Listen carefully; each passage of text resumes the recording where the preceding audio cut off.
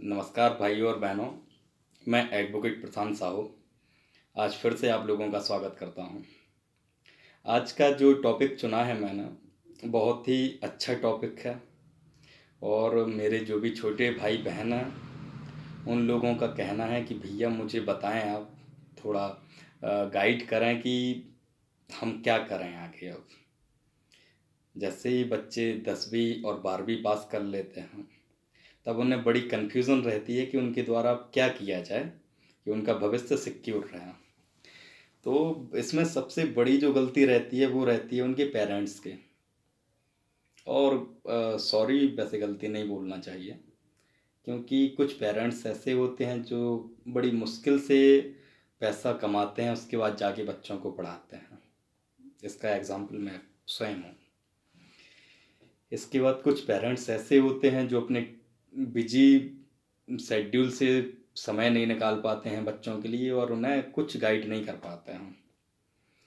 और कुछ पेरेंट बड़े लापरवाह होते हैं कि जिनके पास समय रहता है लेकिन उसके बावजूद भी बच्चों पे ध्यान नहीं देते हैं। तो सभी टाइप के लोग रहते हैं दुनिया में।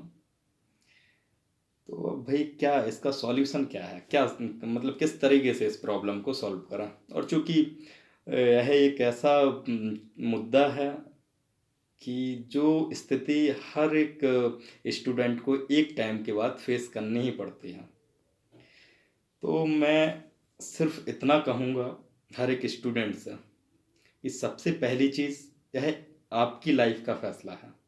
क्योंकि आपको जानकारी नहीं है कि भाई 10वीं के बाद हमें क्या करना है, 12वीं के बाद हमें क्या करना है, कौन सा सब्जेक्ट लेना है, उसके आगे यदि हम ये सब्जेक्ट लेते हैं तब हम क्या क्या कर सकते हैं। तो मैं ज़्यादा मतलब विकल्प तो आप लोगों को नहीं बताऊंगा। 10वीं के बाद यदि मैं बात करूं तो हम लोग जनरली या तो मैथमेटिक्स या फिर बायोलॉजी या फिर आर्ट या फिर कॉमर्स, इन 4 सब्जेक्ट में से किसी एक को चुन सकते हैं। तो चारों जो फील्ड हैं, चारों फील्ड बहुत ही अच्छी हैं। सिर्फ यह स्टूडेंट के ऊपर डिपेंड करता है कि उसको लाइफ में क्या बनना है, लाइफ में आगे क्या करना है।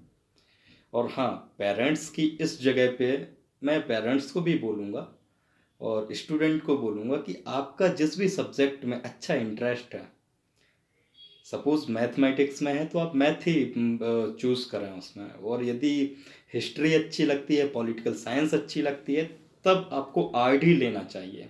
ना कि फैमिली प्रेशर या फिर फ्रेंड्स को देख के आप मैथ या बायो कोई भी सब्जेक्ट चुनते हो तो बहुत बड़ी गलती करते हो, या फिर किसी को दिखाने के उद्देश्य से।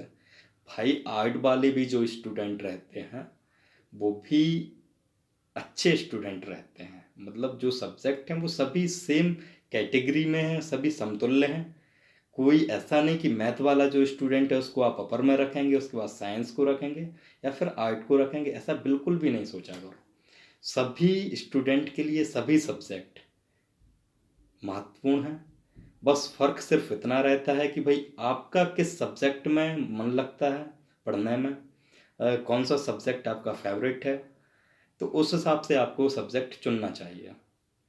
जैसे ही आप 12th कंप्लीट करते हैं, सपोज मैथमेटिक्स से है कोई या फिर साइंस फील्ड से है, तो साइंस फील्ड के बाद बहुत ही अच्छा विकल्प है हमारे पास कि हम लोग डॉक्टरी की तैयारी करें। तो सपोज यदि हम लोग डॉक्टरी की तैयारी करना चाहते हैं तब हमें क्या करना चाहिए। तो 11th में जैसे ही हम लोग बायोलॉजी लेते हैं तब हमें हर एक सब्जेक्ट पे अच्छी कमांड करनी है। उसके बाद हमें सेल्फ स्टडी इस हिसाब से करनी है कि जो भी हमारे पीएमटी के ओल्ड क्वेश्चंस पेपर हैं उनको हम सॉल्व करें।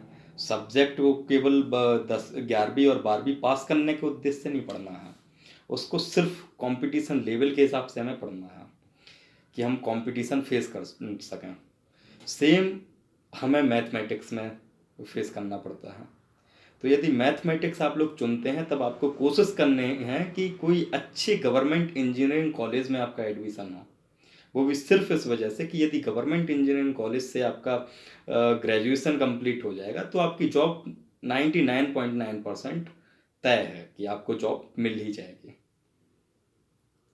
तो इसलिए हम लोग 11th 12th सिर्फ सब्जेक्ट में अच्छे मार्क्स लाने के लिए या परसेंटेज अच्छी बनाने के लिए पढ़ाई ना करें, हमें उसका डीपली नॉलेज गेन करना है।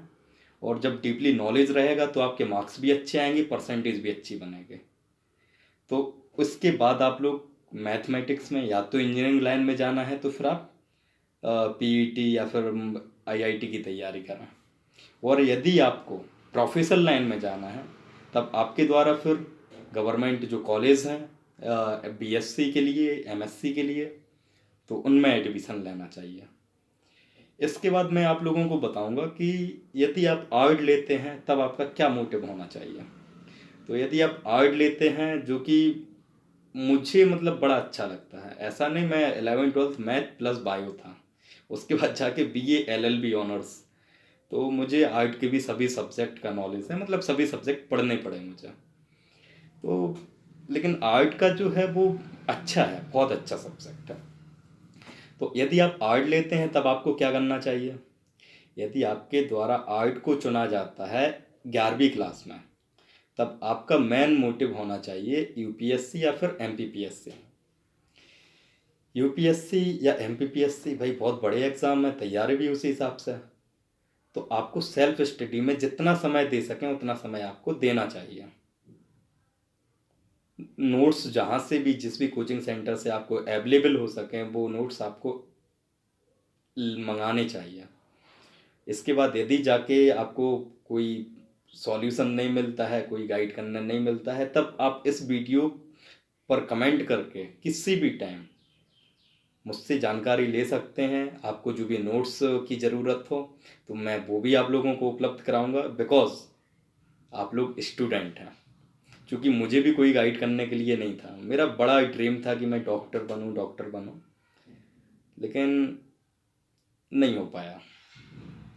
लेकिन अभी भी मैं जिस पोस्ट पे हूँ, या जो मेरा प्रोफेशन है एडवोकेट, तो बहुत अच्छा प्रोफेशन है। ये भी एक बहुत अच्छा विकल्प रहता है। जैसे ही हम 12th कंप्लीट करते हैं उसके बाद हम लोग बीए एलएलबी ऑनर्स डायरेक्ट कर सकते हैं, या फिर ग्रेजुएशन करें, पहले बीए करें, उसके बाद जाके एलएलबी 3 इयर्स में एडमिशन लें, या फिर डायरेक्ट हम लोग किसी भी विश्वविद्यालय के लिए एंट्रेंस के लिए फॉर्म भरें बीए एलएलबी ऑनर्स कोर्स के लिए। उसके बाद जाके सीधा हम लॉ कंप्लीट करें अपना।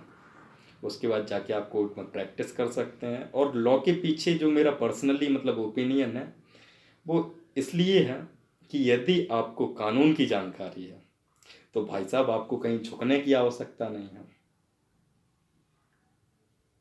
और दूसरी सबसे बड़ी बात कि जहाँ पे आपको लगेगा कि यहाँ पे अन्याय हो रहा है, तब आपको कानून की जानकारी है तो आप दूसरों के हक के लिए आप लड़ सकते हैं, वो भी लीगली, वैध तरीके से।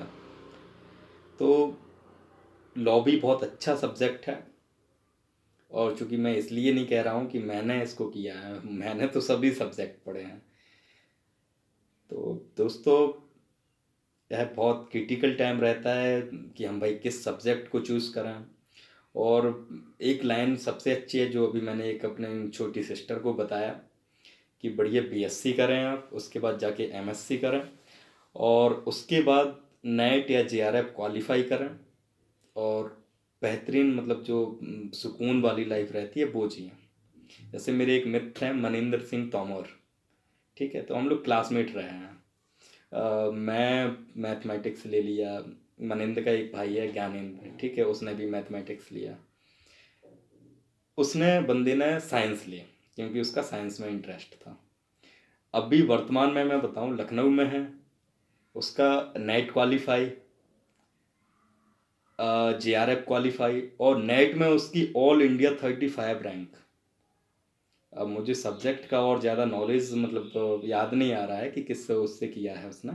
आई थिंक बायोकेमिकल ऐसा कुछ है उसका। बहुत मेहनती लड़का।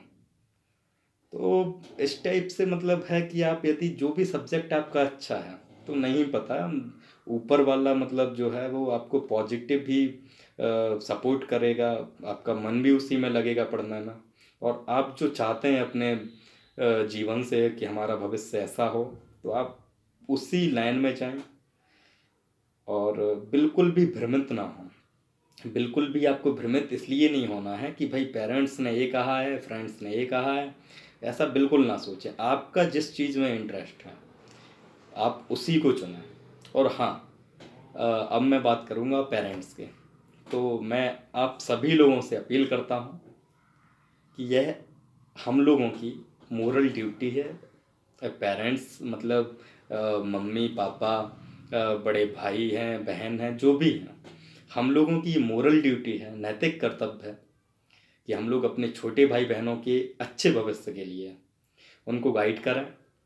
और सिर्फ अपने छोटे भाई बहन मतलब ऑल इंडियंस जो हैं वो सभी भाई बहन हैं। तो कोई भी हमारा पड़ोसी है, सभी को हम लोग अच्छी सलाह दें, उसके अच्छे फ्यूचर के लिए, ब्राइट ब्राइट फ्यूचर के लिए हमेशा सोचें और उसको जितना हो सके उतना सपोर्ट करें। और स्टूडेंट यदि किसी का सपोर्ट नहीं मिलता है तब मैं हमेशा तुम लोगों के साथ हूँ, जब भी हेल्प किसी भी तरीके से पढ़ाई को लेकर ठीक है, मैं हमेशा आप तुम लोगों के सपोर्ट में हूँ। और जो भी जानकारी चाहिए हो आप लोगों को तो कमेंट बॉक्स में जाएं, कमेंट करें, मुझे पूछें आप, नोट्स वगैरह जो भी।